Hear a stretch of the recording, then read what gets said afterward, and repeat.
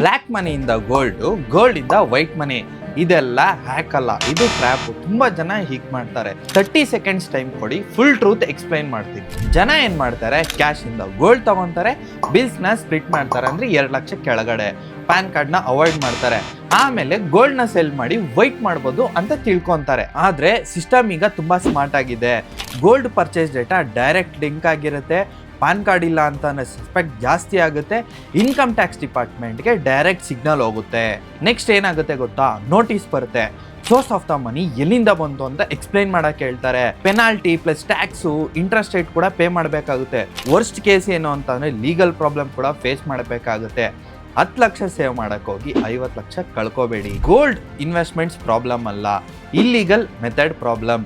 Proper ಆಗಿ bill ತಗೊಳ್ದೇ ಇರೋದು, PAN card use ಮಾಡದೇ ಇರೋದು ಪ್ರಾಬ್ಲಮ್ ಆಗುತ್ತೆ. ಕರೆಕ್ಟ್ ಮೆಥಡ್ ಏನು ಅಂತಂದ್ರೆ ಯಾವಾಗ್ಲೂ ವೈಟ್ ಮನಿನ ಯೂಸ್ ಮಾಡೋದು, proper bill plus PAN card use ಮಾಡೋದು, ಲಾಂಗ್ ಟರ್ಮ್ಗೆ ಹೋಲ್ಡ್ ಮಾಡಿ ಪೀಸ್ಫುಲ್ ಆಗಿ ನಿದ್ದೆ ಮಾಡಿ. ಶಾರ್ಟ್ ಕಟ್ಸ್ ಇಂದ ದುಡ್ಡು ಮಾಡೋದಕ್ಕೆ ಟ್ರೈ ಮಾಡಕ್ ಹೋಗ್ಬೇಡಿ, ರಿಸ್ಕ್ ಜಾಸ್ತಿ. Smart people always avoid risk ಅಂತ ಹೇಳ್ತಾರೆ.